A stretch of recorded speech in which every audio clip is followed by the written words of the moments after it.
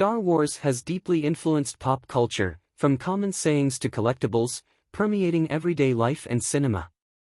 Pixar's Toy Story franchise pays homage to Star Wars with references like Darth Vader's breathing. Voice actors like Ben Burt, Samuel L. Jackson, and Frank Oz bridge the gap between Star Wars and Pixar, creating a unique connection. The influence Star Wars has had on pop culture cannot be overstated.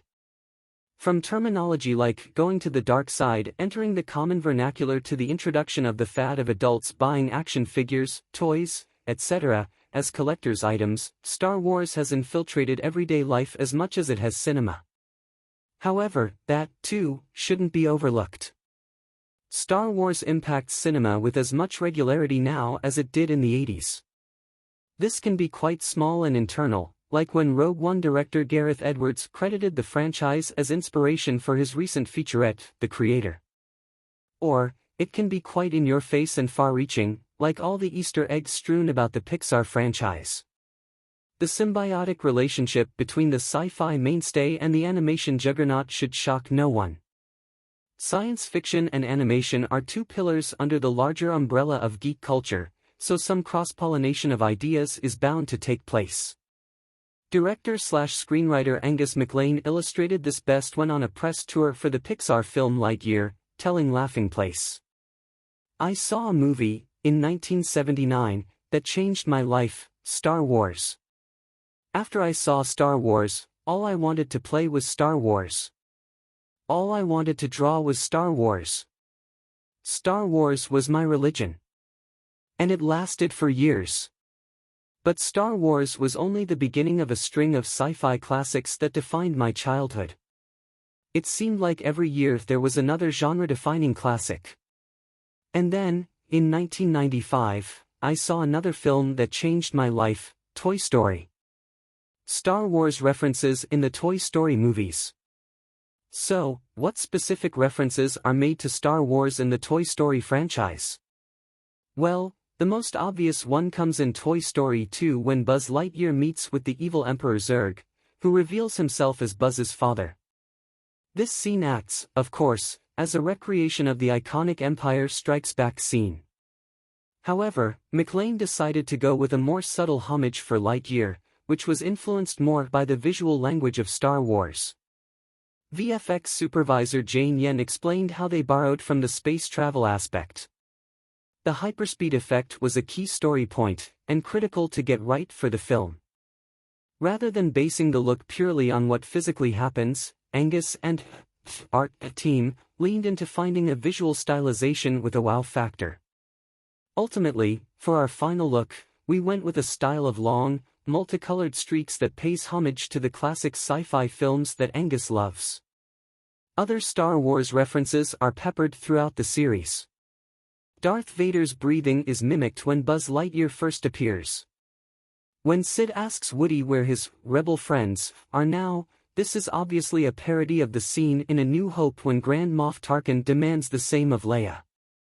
In Toy Story 4, action figures of Obi-Wan Kenobi and Ponda Baba can be seen battling inside the pinball machine.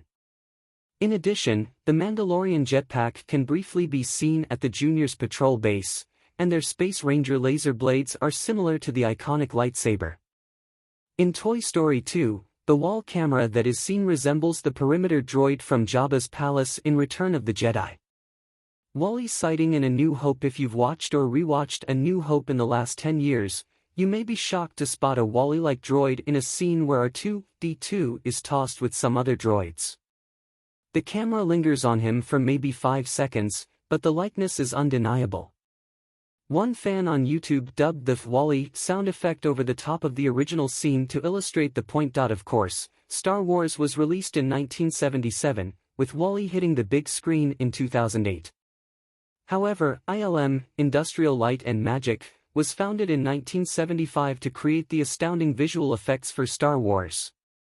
Years later, Steve Jobs purchased the rights to the Pixar image computer technology from ILM, which would then become Pixar Animation Studios, creating a direct link between Pixar and Star Wars. Thus, the inspiration for the WALL-E design certainly could have come from this particular droid in A New Hope. Voiceover casting in Pixar and Star Wars movies. Some of the Star Wars references within Pixar are not in the writing or the designs but in the voice acting. For instance, if you need further evidence that Wall-E was based on that droid in A New Hope, the voice of Wall-E was played by the same actor who voiced R2, Ben Burtt. Burtt is a multi-hyphenate with an Academy Award for sound design and a stacked resume to boot. His credits include Star Wars, Indiana Jones, E.T. the Extraterrestrial, and Wall-E.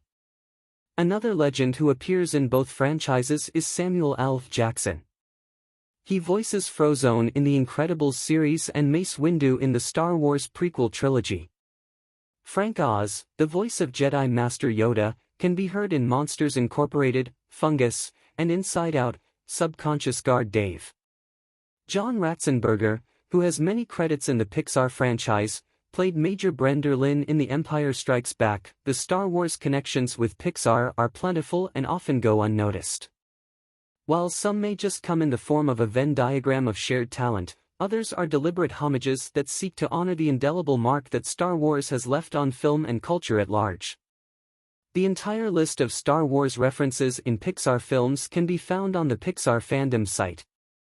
Toy Story, Wall-E, and, of course, everything Star Wars are streaming now on Disney+.